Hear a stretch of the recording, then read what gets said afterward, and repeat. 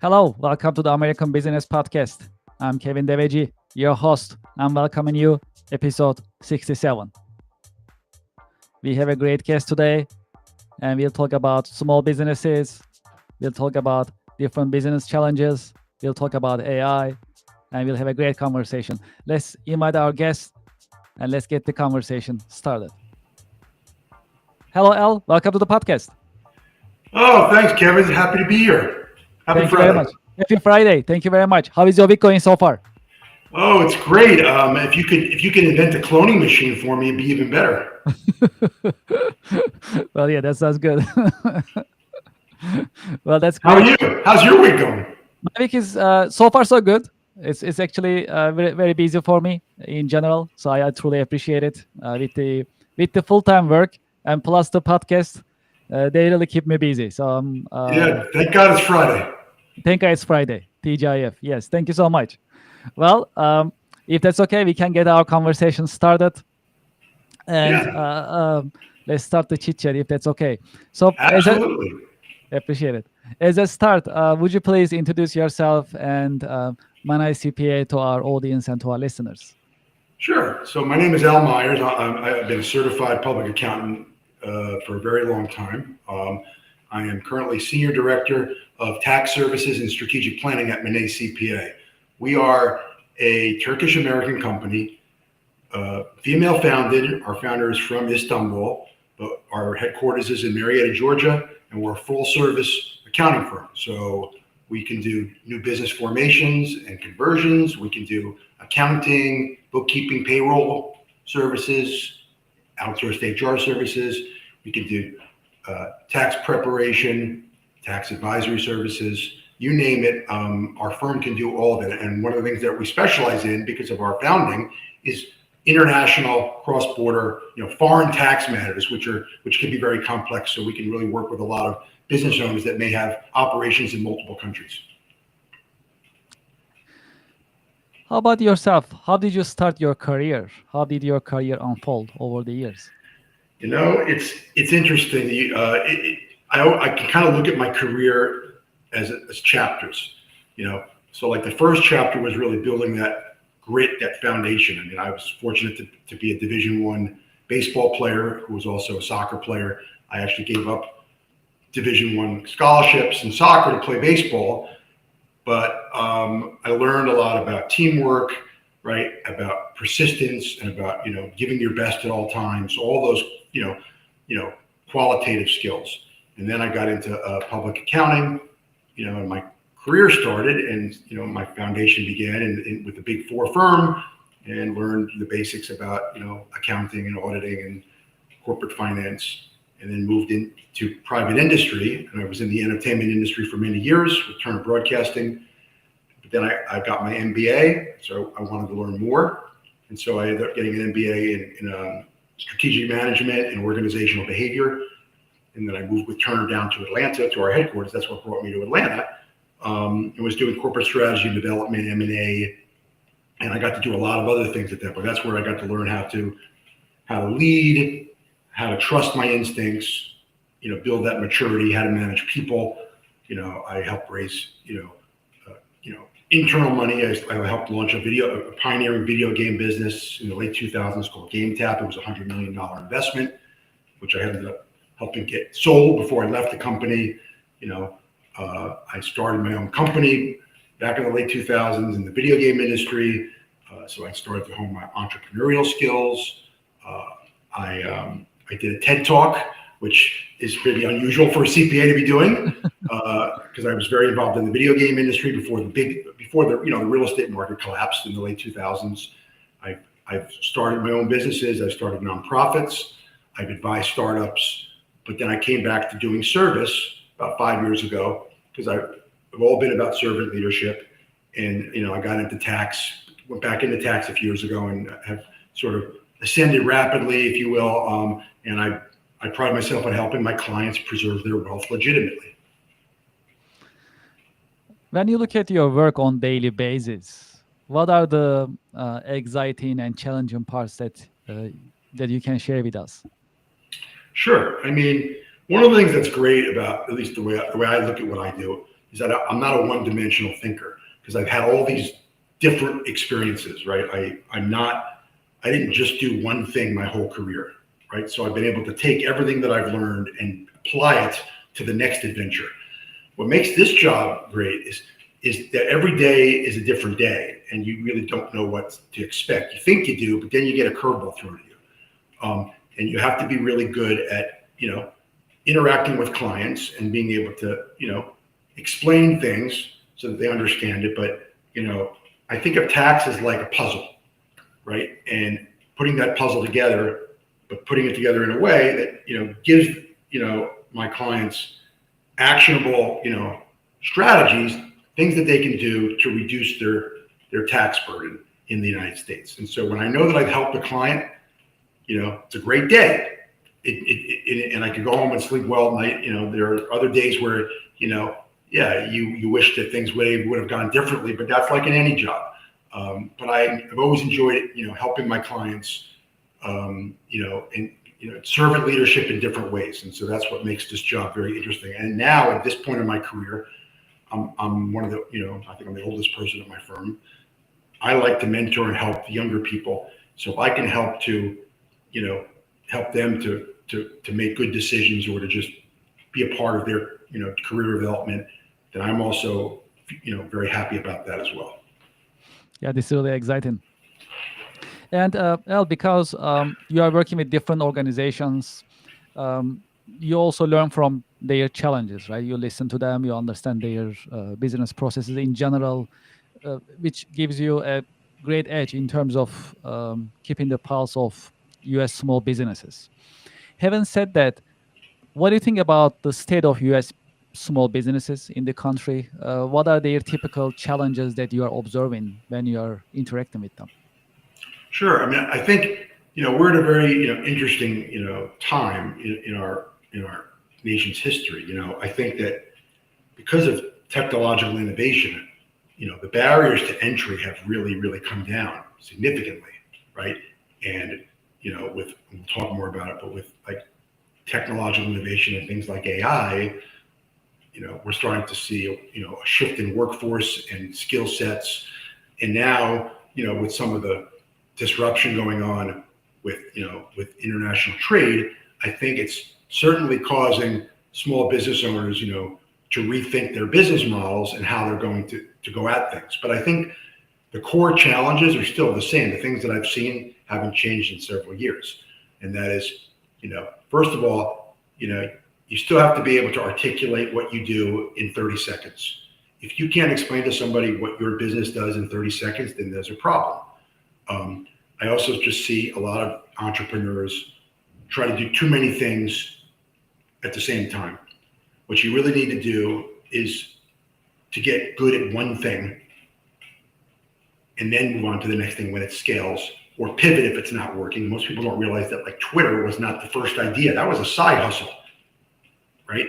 And so you have to remember that cash is precious, and you really do need to bootstrap, because it's never good to take somebody else's money too early unless you need it. And that also goes for debt as well. Don't get yourself into trouble because you're blinded by your vision. But I think that, it's very important for entrepreneurs to listen to other people. Don't be blinded by your vision and think that, you have the holy grail and you're right and everybody's wrong. I think that you have to find a trusted group of advisors, an inner circle that can help you, and that you will listen to make those difficult trade-off decisions, so that you can manage your cash. At the end of the day, startups start and end with cash, and everything sort of flows from there. What do you think about AI and the impact of AI in business world in general? So if there's one thing that keeps me up at night right now, it's AI. I mean, I used to lecture on something that's called disruptive innovation theory, and we don't have to get into the academic side of that, but it's basically where an innovation comes comes out that may appear cheap or low cost, and the incumbents are blind to it because they think they're not seeing the big strategy.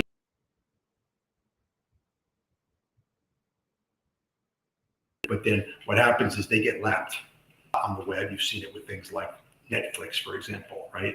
Is a perfect example of disruptive innovation.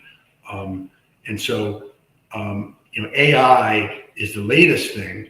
And, what I worry about with AI is it's an incredible tool that can certainly help with workforce and efficiency and helping you improve productivity. But like any other innovation, it always happens faster than regulation. And we'll get into regulation later, but like any innovation, it can be used for good and it can be used for evil.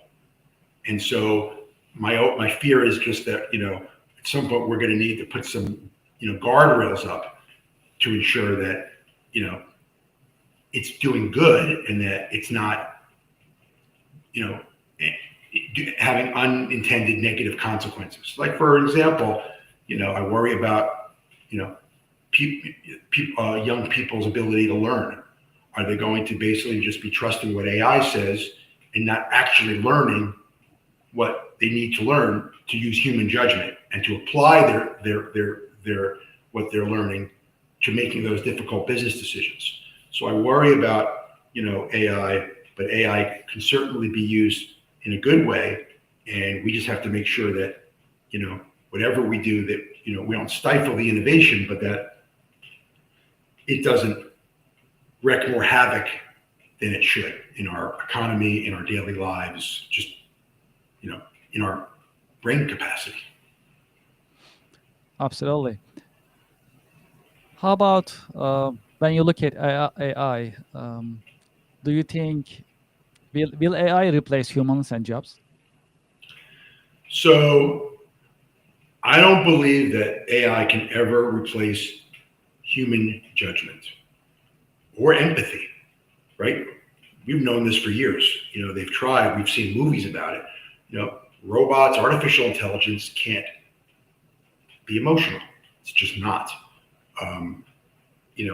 I worry about AI, in my industry, because I think in the areas of the law and accounting and tax, I just worry in the short term about AI being used, to create misinformation and people trusting unreliable sources, because especially when it's open and it's pulling from anywhere on the web.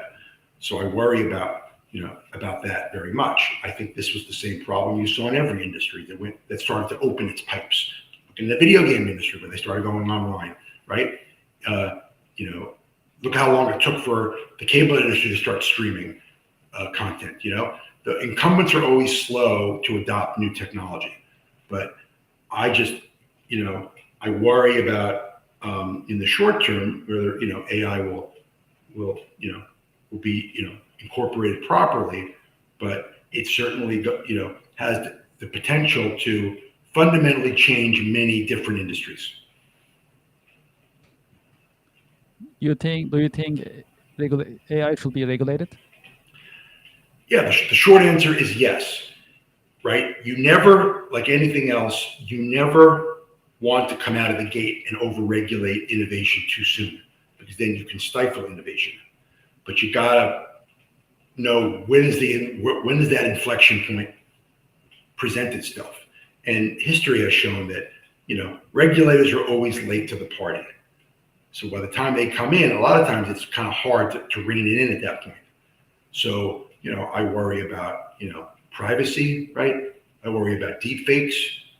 I worry about are you really talking to somebody on the other end that you think is a real person and they're not?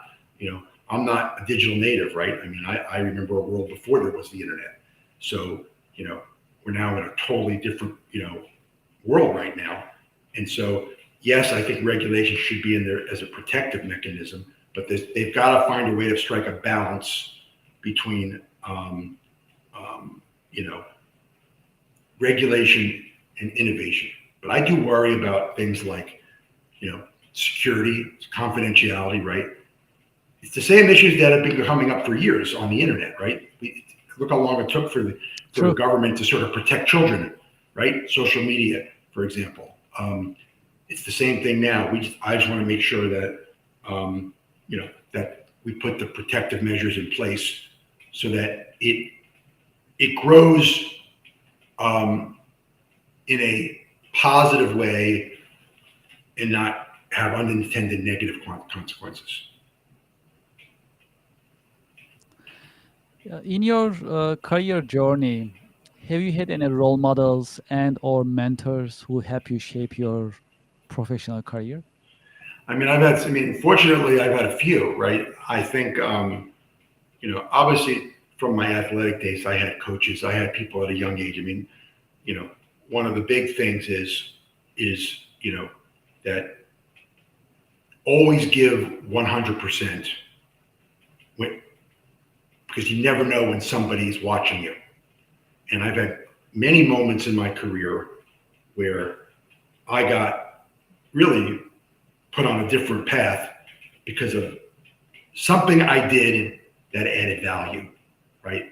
It could have been anything. It started when I could say when I was 12 years old and I went to a baseball camp and a former Hall of Famer watched me take batting practice, and out of the whole group of kids came up to me after and said, watched me take batting practice and said, "You have a great swing."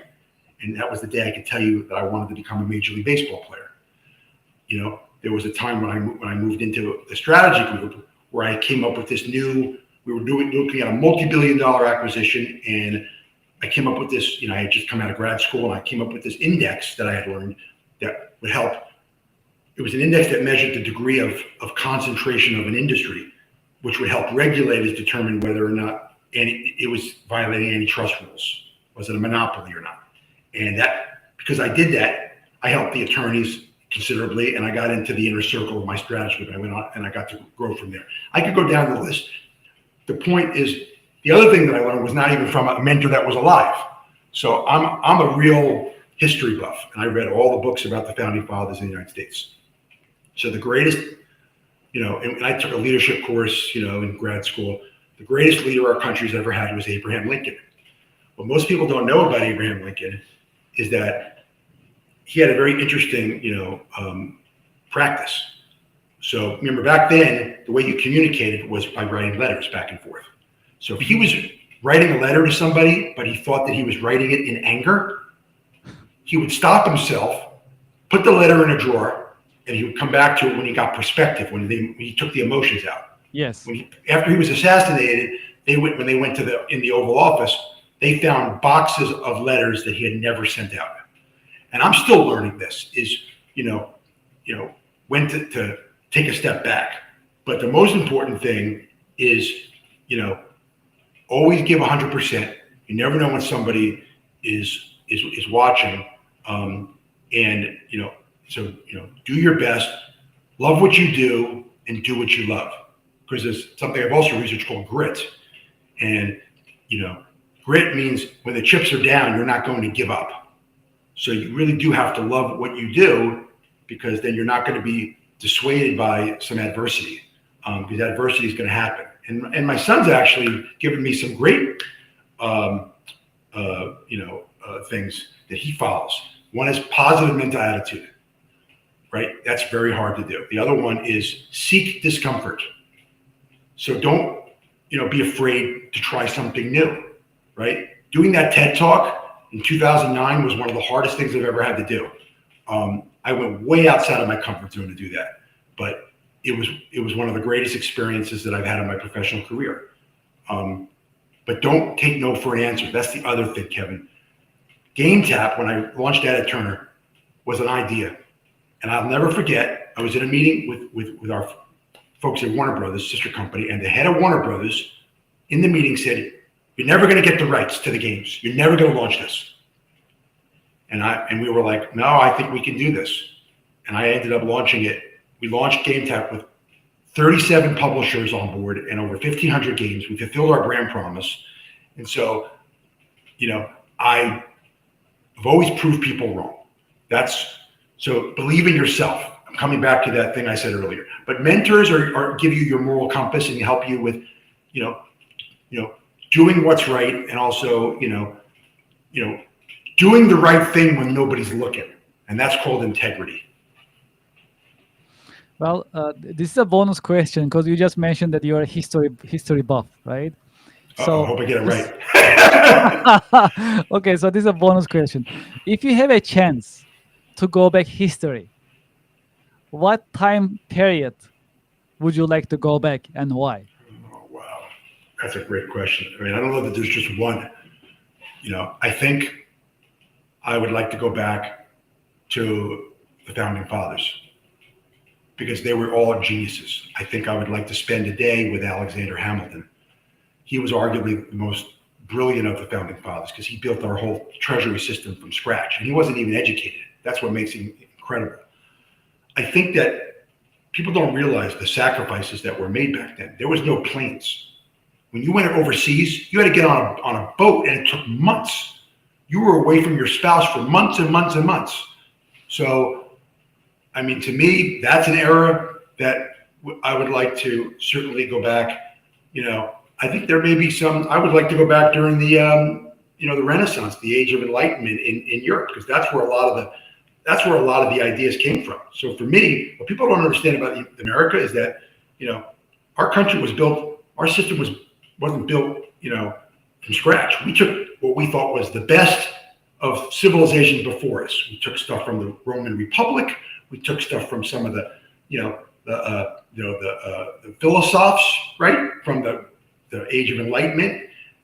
We took stuff from, even from the UK system, what we liked about it, cast us on what we didn't. So, there's a lot of, I don't think there's one point in history, Kevin, Yes. but I love history. And I think the other thing that I would just say, for people out there is, and the reason why I love history is just because something's new doesn't mean you can't learn from the past. History is a lens for the future, because you can look at, maybe the mistakes that were made, but, it can help you make better decisions going forward, right?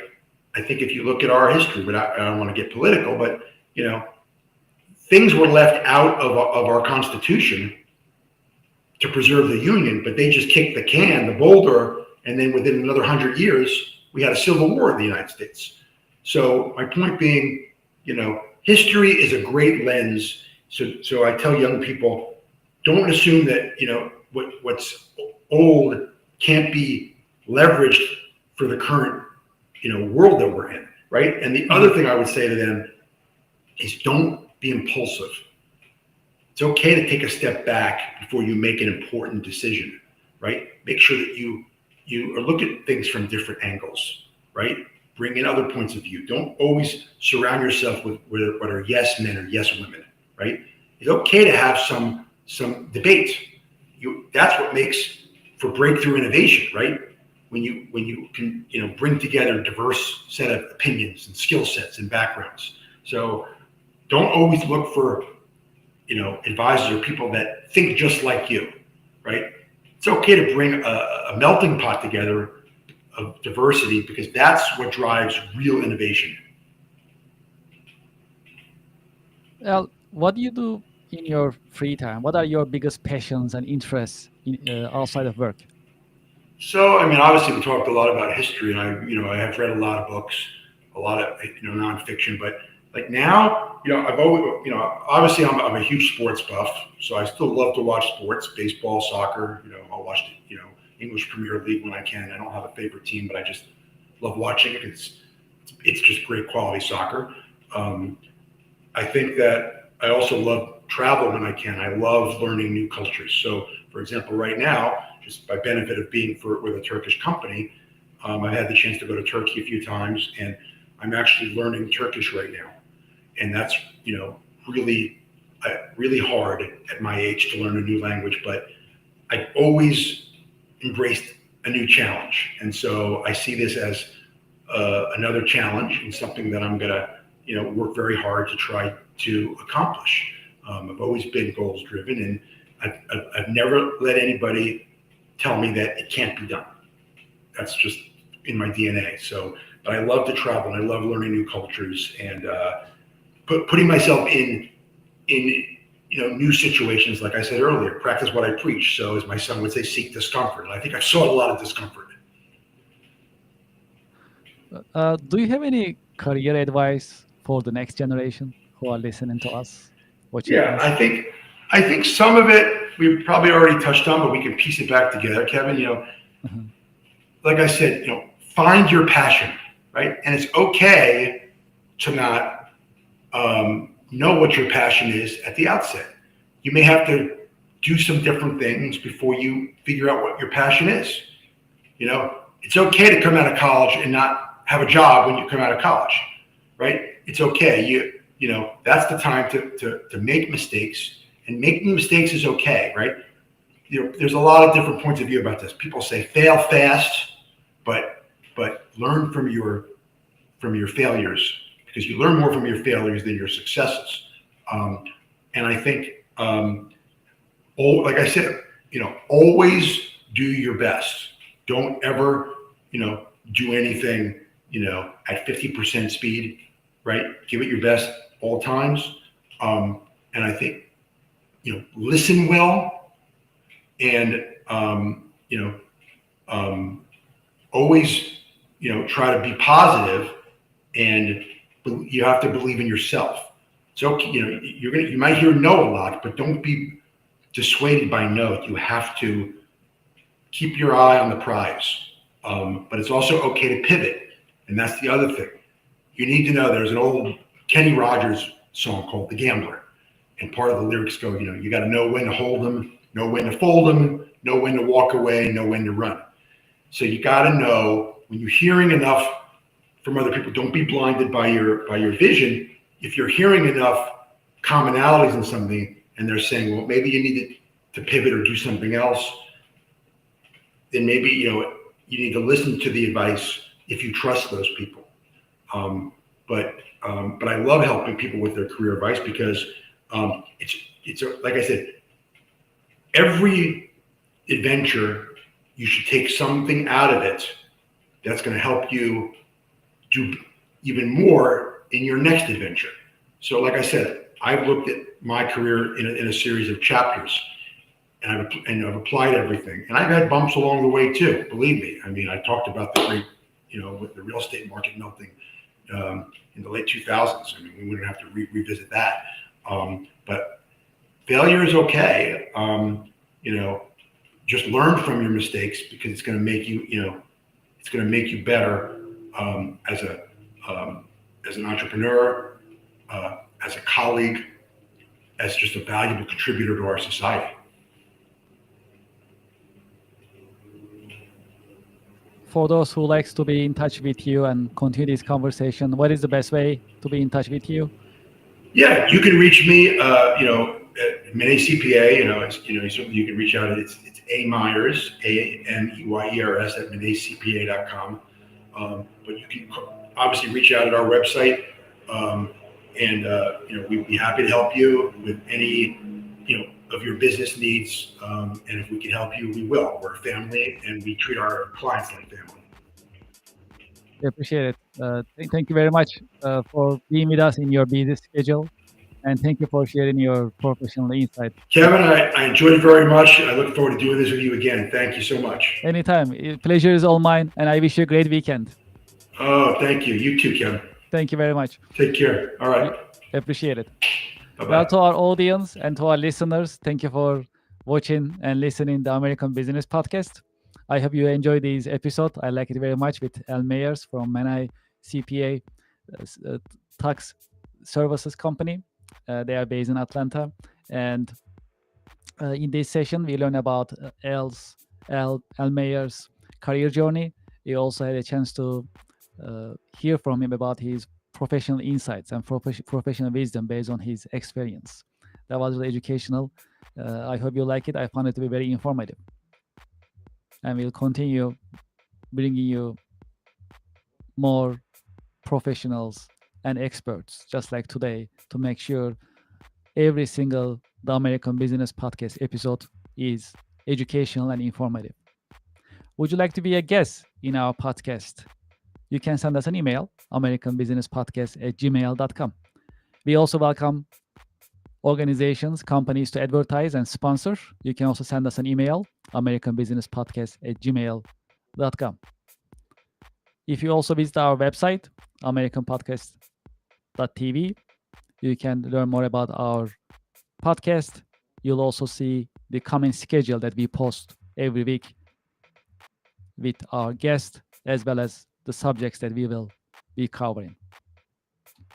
As you know, a couple of weeks ago, we got the YouTube Silver Award.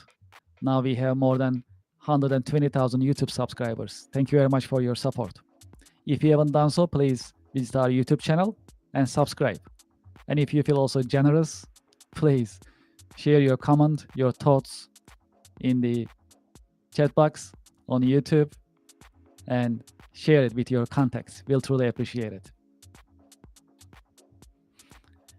A couple of weeks ago, we started a membership program. This membership program is ABP membership program. Let's bring it to our screen and let's talk about it a little bit.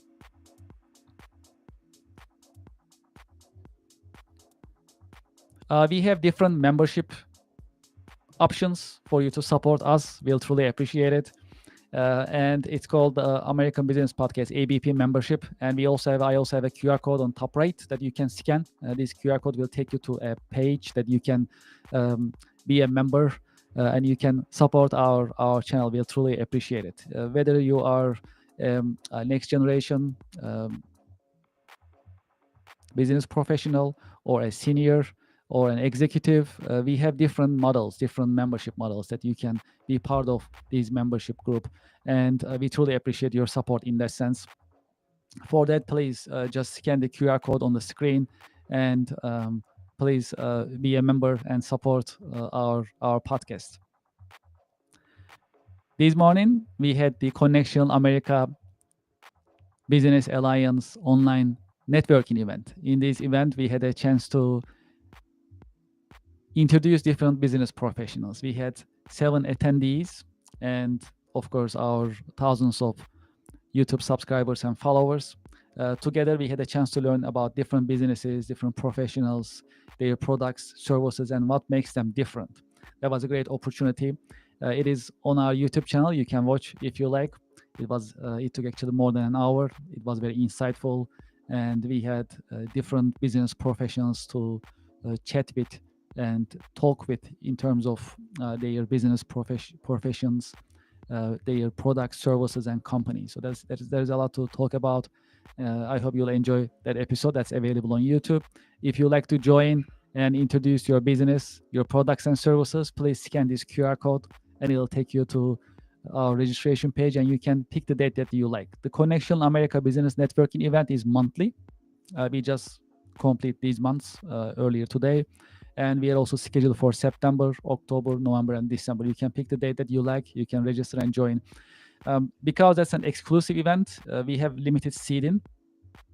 In this sense, earlier is better. If you register and join the roster, that'd be great. And it's a great opportunity for you to introduce your products, your services, and also introduce your company to our business-minded thousands of the American Business Podcast followers and subscribers. Okay, what else is happening? Let's talk about our sponsors.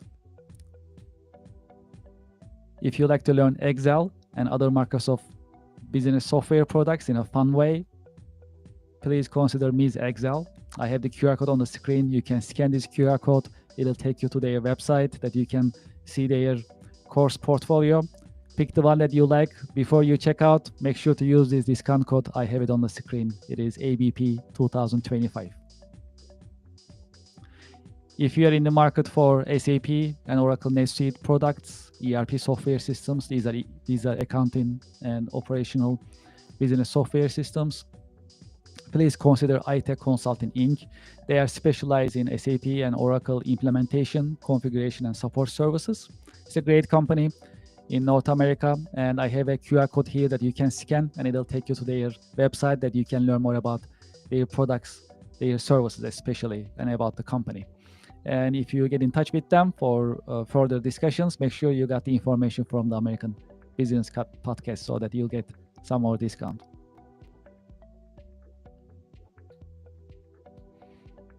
Great. That's all for today. Thank you very much for listening. Thank you for watching. I'm looking forward to seeing you in the coming The American Business Podcast episode.